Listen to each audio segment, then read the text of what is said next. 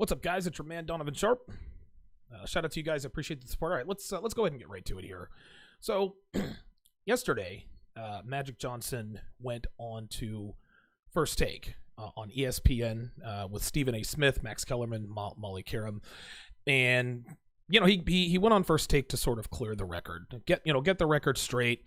Magic Johnson unceremoniously just quit being the president basketball operations for the Los Angeles Lakers. He just up and left. Didn't tell Rob Pelinka, who is the general manager, didn't tell Jeannie Buss, didn't tell LeBron James.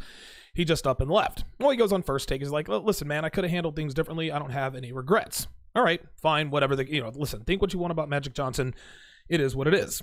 I actually admire him for saying, hey, listen, man, I could have done things differently, but I don't have any regrets. Well, Jeannie Buss today said that she was blindsided. And of course, she feels like she's hurt and heartbroken and all this other kind of stuff. Listen, man, the bottom line, guys, is the Lakers are a fucking dumpster fire. They are a dysfunctional organization. Right now, to be honest with you, right now, they are as dysfunctional as the Cleveland Browns used to be. I'm not kidding. Listen, free agents don't want to come. Number one, listen, Kawhi doesn't want to play with LeBron, right? And if he comes back to LA, he's going to go to the Clippers. Kyrie might want to play with LeBron, but not really, because he wants to go to the Knicks with Kevin Durant, right? There are a slew of other issues that the Lakers have going on right now, but the organization, it is in 100% pure chaos. And to be honest with you, it doesn't really look like it's going to get any better, to be quite frank. So I just got done lifting weights. Come into the house, I'm getting, putting all my gym gear down, and I'm watching The Herd. And so Colin Cowherd, very insightful guy, one of my favorite sports talk radio guys, and he brings up a couple of graphics. He brings up a couple of graphs sort of showing the power structure of a few NBA teams. And I took pictures of this, and I'm going to show you guys this power structure here. And again, I took these pictures with my camera. Just on the TV, just to make sure I'm, within all of the YouTube terms of service. So the first one he pointed out were the Golden State Warriors. Obviously, they're a dynasty. They've won 3 of the last 4 titles. It looks like they're going to win for the next 5. Joe Lacob is at the top, Bob Myers, Steve Kerr in the middle. Then, of course, you have Stephen Curry, Kevin Durant, Klay Thompson, Draymond Green. Solid power structure, no chaos. These guys are winning titles. It's all good. The second one he pointed out was the Los Angeles Clippers, right? The interesting thing is the Clippers used to be sort of the laughingstock of Los Angeles, and now the Lakers appear to have usurped them from that. Now, Los Angeles is always going to be a Laker town, but right now, the Lakers are not even the best team in their own building right now. Steve Ballmer, former CEO of Microsoft, running the show, The Billionaire, Jerry West, who is an absolute basketball savant, orchestrated the Shaquille O'Neal trade back in the 90s to the Lakers. Beside him is a young up-and-coming guy named Michael Winger. Apparently, he's supposed to be sort of the next Jerry West. And then, of course, down low on the basketball side, you've got Doc Rivers. He's an adult. He's mature. He's got the winning pedigree. He knows what he's doing. Won a championship with the Boston Celtics back in 2008. The next team that he pointed out were the Miami Heat. They won. When LeBron was there, they went to the NBA Finals 4 times. They won 2 titles. Mickey Arison is at the top. Pat Riley, who won 5 NBA titles as a coach in LA and 1 NBA title as a coach in Miami. And then, of course, you've got the young prodigy Eric Spoelstra, who has a couple of titles under his belt. Then he pointed out the Lakers. And the first thing that you see here is that there doesn't really appear to be any kind of structure, right? You've got Tim Harris, who is supposed to be like the accounting guy, but he's got too much say now, according to Magic Johnson. LeBron James, Kobe Bryant. How much power does Kobe Bryant have? Does he have any power at all? Then there's LeBron. He's stuck in this 4-year contract. Kurt Rambis, nobody really knows what his role is with the Lakers. The Lakers just hired Frank Vogel, who apparently is just really sort of, keeping the seat warm for Jason Kidd. Then, of course, you've got Magic Johnson, who's now on the outs. And Magic, he's going to survive all this. Magic Johnson is a Laker for life. Kobe Bryant's a Laker for life. Magic Johnson's not going anywhere. He's not going to be ousted or exiled. Then, of course, you have Rich Paul, who's tied to LeBron James. That's his agent, Rob Pelinka, et cetera, et cetera. But other than the fact that there are way too many cooks in the kitchen, what do you notice about the Lakers' power structure, right? Right there at the top, you have Jeannie Buss and Linda Rambis. And therein lies the problem, gentlemen. Now, Linda was there first, or Linda was there before Kurt Rambis. But you have two women. I'm going to show you this again. You have two women at the top of the Los Angeles Lakers power structure, quote unquote. You have Jeannie Buss and Linda Rambis, whose husband Kurt used to play for the Lakers. I remember watching when I was a kid. Now, some people might think, well, what makes you think that the reason the Lakers are in chaos is because they're run by women? Well, let's go down the list. Let's go down the list of mistakes that Jeannie Buss has made while she's taken over for the Lakers. Number one, she hired Magic Johnson to be president of basketball operations. That was a wrong move. Listen, I love Magic Johnson. He's one of the greatest players of all time. He's got the smile, successful businessman. He's worth over $500 million. I think he's worth $600 million. He's got a stake in the LA Dodgers. He was one of the first investors in Starbucks. Businessman, puts people to work. Smart guy. Magic Johnson he's a Hall of Fame, NBA player. He's done it all right. Okay. But Magic isn't cut out for this. He isn't. He's not cut out for the daily grind that it takes to be the president of basketball operations. Rob Pelinka himself complained that Magic was never in the office and that he was never really all in. And to be honest with you, that's probably true. I remember a while back, Dan Marino was made, I think he was either the president or the vice president of basketball operations for football operations for the Miami Dolphins. I forget. It was some front office position, might have been the president or the vice president. Dan Marino quit a half an hour later because it was too much work. Okay. It's the same with Magic. Magic wasn't here for that. He wanted to be the face of the franchise. He wanted to smile. He wanted to be a pitch man, a recruiter, not the president. If you're the president of basketball operations, you got to be in the trenches, man. You got to scout high schools. You got to go to NCAA tournaments. You got to go overseas to small towns in obscure countries to check out, the European basketball players. You got to make contacts with high school coaches, build relationships with them, build relationships with college coaches. The list goes on and on. That shit's hard, guys. That requires a lot of work and a lot of hours. Jeannie Buss didn't realize that Magic Johnson was not cut out for the job. She thought, oh, I know, let's hire someone who isn't qualified to run the franchise. She probably didn't even think about that way. She said, you know what? He's Magic Johnson, 5-time NBA champion. He's an excellent businessman. He's got a stake in the Dodgers. That seems to be successful.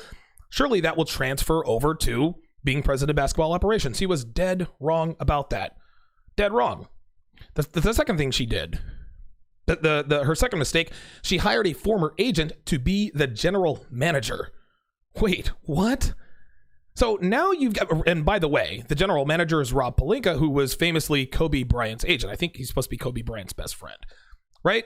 So now you've got two people, Magic Johnson and Rob Pelinka, in two of the most important positions who have zero experience, president of basketball operations and general manager of the marquee franchise of the NBA. Number three, Jeannie Buss absolutely blew the Anthony Davis trade talks. There was something that Doug Gottlieb pointed out when he discussed this. He called it something like Ninja Dad. He says Ninja Dad is the guy who he can wake up early in the morning. He's got an early shift. He can wake up at 3:30, 4 o'clock in the morning. He walks around in his socks, careful not to wake up anybody. He brushes his teeth, grabs a quiet breakfast, grabs his car keys, manages to start the car, kind of cups the keys, doesn't make any noise, gets out of there without making a sound. Nobody knows he's gone. Doesn't wake up the wife.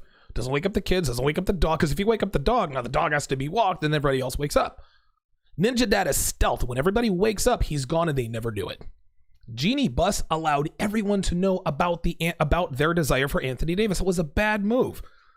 Those of you who are sports fans, when there's a big trade coming across the wire, 9 times out of 10, you didn't know about that trade until the trade went down, right? Remember back in 2008 when Kevin Garnett and Ray Allen signed with the Boston Celtics to make the very first, I guess what we called super team? Nobody knew that was happening until it happened. They did this stuff behind closed doors. They didn't put it all out there.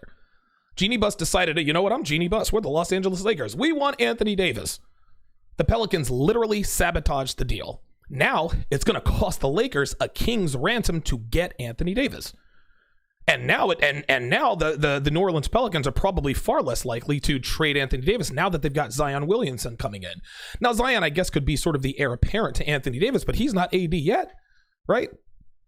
But here's the thing. The Lakers can't wait another year to get Anthony Davis. LeBron's only got 3 years left on his deal. They wait another year. Now you've got 2 years left of LeBron. LeBron is past his prime. He's still one of the best players in the league, but guys, like, time is a wasted. If they were going to get the Anthony Davis trade done, it was going to have to be now. That's all there is to it. They can't wait. And listen, if they get Anthony Davis, it's going to cost them an arm and a leg. Magic Johnson even said on First Take, listen, Magic Johnson literally offered the Pelicans everything. Kyle Kuzma, Lonzo Ball, everybody, Brandon Ingram, right? Now we figure out it's gonna be more than that, right? Lonzo Ball can't stay healthy. Brandon Ingram just had surgery to remove some sort of blood clot thing. I think that's the Chris Bosh injury. Apparently was successful, so he looks like he's gonna make a full recovery. But Brandon Ingram can't fill out. He's a skinny kid, right? So now the Lakers have depreciating assets, and they're trying to get Anthony Davis. And the reason why the price has gone up is because Jeannie Buss made it public. Jeannie Buss got messy. Here's her fourth mistake, the fourth of many mistakes. She listens to Linda Rambis. Linda Rambis is a woman. Listen, sweetheart, just because you are married to a former NBA player does not mean that you are qualified to be making decisions about an NBA team. Any more than Jeannie Buss is qualified to be making decisions about the Lakers. I don't have a problem with Jeannie Buss owning the Lakers. Listen, hell, Georgia Frontier or whatever her name was, she owned the St. Louis Rams back when they won a Super Bowl in 99 when they were in St. Louis. She had nothing to do with anything. All she did was write the checks. She let Dick Vermeil and the general manager and the coaches make all the decisions. She says, listen, I don't know anything about this stuff. I had the money to buy the team. I'm staying out of it.